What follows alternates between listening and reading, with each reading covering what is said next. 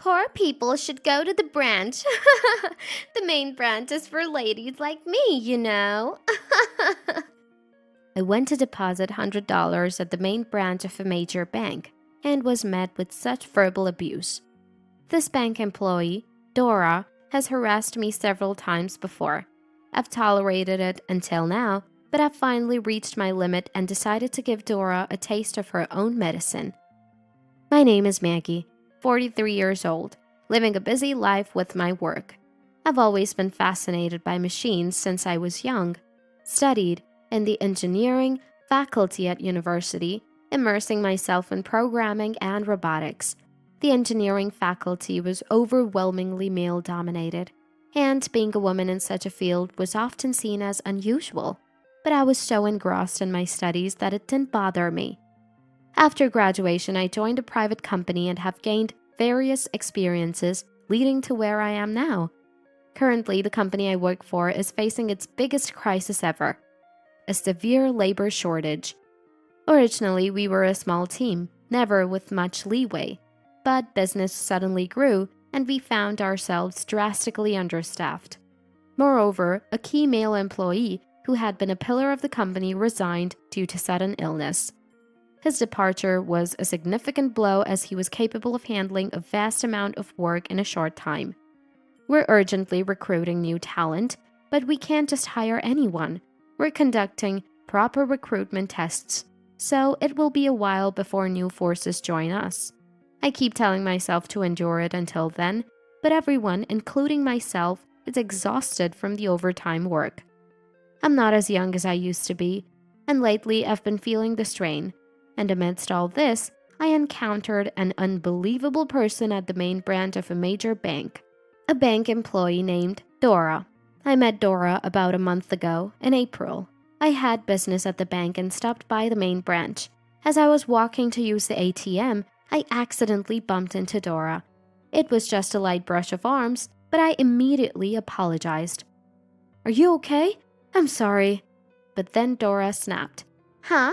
You bump into me and then ask if I'm okay? I admit I wasn't paying enough attention, but her response was so aggressive and rude, it was beyond belief. Hey, isn't it normal to apologize when you've done something wrong? Come on, apologize, Dora said arrogantly, crossing her arms and glaring at me. Even though I had apologized immediately after our slight collision, I was struck by the thought that her attitude towards a customer was just too terrible. Not wanting to make a scene, I apologized again. "I'm sorry for bumping into you." But Dora just sneered at me. "Wow, you really apologized. Do poor people have no pride?" I was infuriated by her condescending attitude.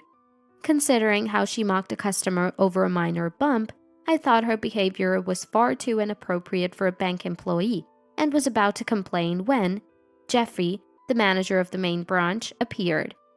"Mrs. Fisher, did Dora do something to you?" Jeffy asked. Dora looked annoyed at Jeffy's arrival, but I explained the situation anyway. Jeffy immediately apologized after hearing my side. "I am terribly sorry for what happened. I will make sure to properly guide her. Dora, apologize now." Despite her defiant attitude, Dora couldn't defy her manager and reluctantly apologized. "I am very sorry," in a barely audible voice. It was clear she wasn't truly remorseful, which only fueled my anger further, but I decided to let it go since it all started from a trivial incident. However, the story didn't end there. A week later, I had to visit the bank's main branch again for a different business. Remembering Dora, I was filled with a desire not to meet her, but as soon as I entered, there she was. She hadn't forgotten me either. "Oh, it's that lady who bumped into me," she exclaimed rudely. "Hey, I got scolded by Jeffy because of you. Take responsibility."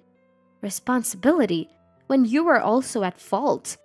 I thought as the situation turned troublesome again. Hearing Dora's loud voice, Jeffy appeared once more.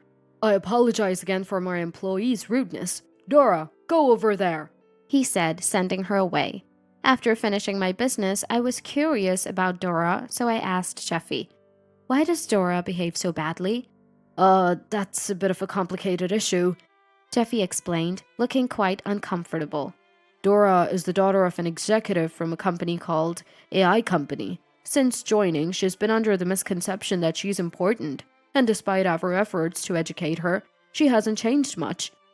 With that attitude, how did she even pass the recruitment exam? When I asked Jeffy for more details, his face fell with weariness. "Actually, it's a classic case of nepotism. Dora's father knows someone in the upper management of our bank. The recruitment test was conducted, but it was just a formality. Her hiring was decided from the start." So that's how it was. Jeffy also believes that Dora is not suitable to be a bank employee, but he can't fire her on his own due to the higher-ups' decisions. I learned further that Dora was academically competent but arrogant, looking down on her classmates throughout her school life. Attending prestigious private schools for both high school and college, her attitude never changed. After quitting her first job post-university and spending time idly, her parents decided to employ her at the bank. Dora, who has been overbearing since her student days, apparently lacks even basic manners. "Whenever she deals with customers, she almost always ends up upsetting them, and we can't trust her with any responsibility." Jeffy, lamenting this, looked utterly exhausted. Having such a troublemaker around must be constantly worrying during work hours, and I shudder to think what it would be like if I had someone like that as a subordinate. But if Dora is connected to AI Company, maybe I could fight back a little. With these thoughts, I left the bank. Then yesterday, Dora did something incredibly disrespectful to me. I had stopped at a cash-only eatery during lunch and needed to withdraw money from an ATM. I was so tired that I withdrew more than necessary. I realized this only after paying for my meal. Having lost $500 once when I was new to the workforce, I have since been reluctant to carry much cash.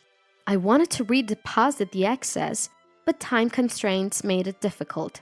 Later that afternoon, I had another errand at the bank, so I decided to deposit the money then. I dreaded encountering Dora again, but didn't want the hassle of making extra trips. Fortunately, Dora wasn't at the ATM, but it was unusually busy that day. The counter was free, and to my relief, Dora wasn't there either. As I was taking out my wallet, which contained $200 bills and a few tens, I usually carry between $100 and $150. Just as I was about to deposit a $100 bill, Ah, what's this? I heard a familiar mocking voice. I turned in shock to see Dora approaching, reeking of strong perfume and in a strangely cheerful mood. Just came back from a long lunch, and look what I found. Interesting stuff? Sensing the ominous atmosphere, other bank employees told Dora to leave, but she ignored them and shockingly tore my $100 bill to pieces. The onlookers were speechless at her outrageous behavior. "Hey, what are you doing?" Shocked, I yelled out, and Dora laughed crudely. Depositing such a small amount in this prestigious bank, you must be kidding. Poor people should go to the branch. The main branch is for ladies like me, you know. Hearing this, I reached my limit of tolerance. I no longer felt the need to hold back with such a person and resolved to give Dora a taste of her own medicine. Unaware of my thoughts, Dora continued to brag. My dad is so important, you know. He's an executive at AI Company, making parts for robots and stuff. That's great, but can you call Jeffy for me? I have something to discuss with him. Jeffy? This seems like it's going to be a hassle, but as a service, I'll call him. Dora, looking displeased, called Jeffy. I explained the situation as calmly as possible, and though Jeffy looked like he was about to collapse, I firmly said, I'm closing my $8 million corporate account. My voice was lower than I expected, and my speech naturally slipped into a more casual tone. Despite trying to stay calm, I felt uncontrollable anger rising within me. Taken aback by my sudden decision, Jeffy stammered, "What?" I can't trust a bank with such rude employees. I'd be fine if you fired her, but that's impossible, right? So I'm closing my account. As I said this, Jeffy began to look frightened, but Dora was still laughing carelessly. What's the big deal? It's just a torn $100 bill. Jeffy, ignoring Dora's nonchalant attitude, "Let's discuss this in the back," said in a trembling voice. Looking around, I noticed other customers staring at us with frozen expressions. Realizing we had caused a scene, I decided to follow Jeffy's suggestion to move the discussion. In the meeting room, Dora started belittling me again. You came all the way to the main branch just to deposit a measly $100, right? Such a poor person doesn't belong here. I was just teaching you that. I had a lot I wanted to say, but I decided to first address the treatment of money. No matter the amount, it's wrong to treat money carelessly, especially for a bank employee. But it's also a banker's role to remind people of their place. Don't you think? Ding, ding, ding. Dora joked. At that moment, Jeffrey's anger finally exploded. Enough! You tore someone's money and call it a warning? You are fired no matter what.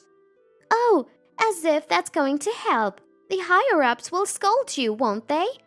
Dora, believing her father would protect her, maintained her smug expression. However, Jeffrey was not about to give up. No, if Mrs. Fisher closes her $8 million corporate account, even the upper management will have no choice but to fire you. Dora looked skeptical. $8 million? Do you really have that kind of money? Hearing this, Jeffrey sighed heavily. When you joined this bank, I clearly explained that Mrs. Fisher is the CEO of the rapidly growing Super Robotech, and she holds an $8 million corporate account. Huh? This person is a CEO? You're kidding, right? Dora was shocked. It's true. I am the CEO of Super Robotech. Indeed, I am the CEO of Super Robotech, a company I founded after working in a private enterprise involved in robotics post-university.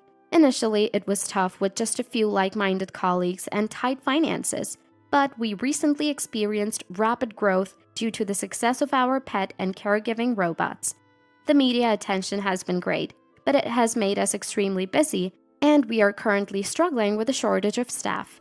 Ideally, I wouldn't even want to deal with someone like Dora. As I explained this to Dora, she seemed to realize that she had made a significant mistake and started to get flustered. No way! So the $8 million corporate account isn't a lie? I'm so sorry! You realize this now? And today, Mrs. Fisher came to consult about the account. The $100 was just an afterthought. Jeffy shouted loudly. Even the usually brazen Dora was shaken and kept apologizing. I'm sorry, I'm really sorry. But if you have $8 million, what does $100 matter? That was her true feelings slipping out. Hearing this, my anger rose further. I would have been angry even if it was just $10. It's the act of looking down on others and mishandling money that infuriates me. But you can easily make $100, right? Instead of apologizing sincerely, Dora continued to provoke me. Do you realize how hard it is to earn $100? My company started very small, and there was a time when making $100 in sales was a struggle. Even though we are growing rapidly, we are not yet stable, so I am careful with money. As I forcefully made my point, Dora seemed overwhelmed and her face tightened. Yes, money is important. I'm sorry. But it was clear she was apologizing out of fear, not understanding.